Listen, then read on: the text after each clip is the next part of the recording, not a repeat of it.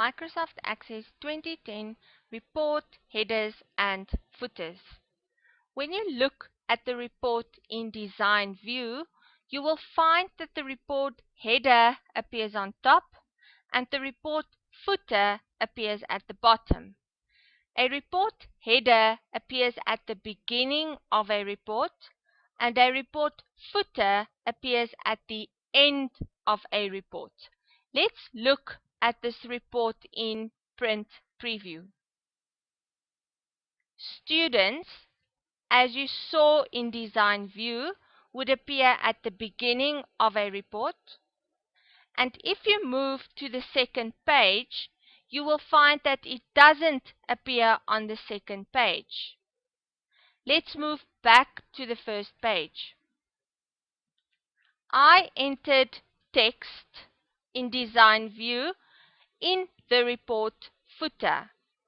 This report consists of 2 pages. Therefore, what was entered in the report footer will only appear at the end of the report. Let's switch back to Design View.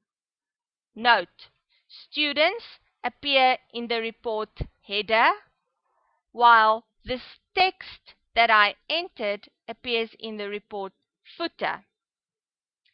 If you want to remove the report header from this Design View completely, you will right-click on the report header and find that the report header and footer was selected.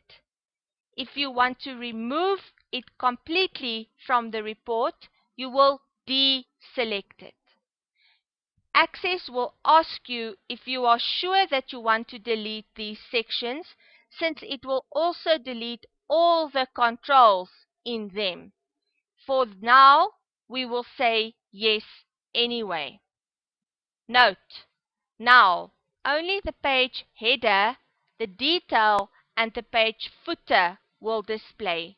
No report header or report footer will display in this specific report.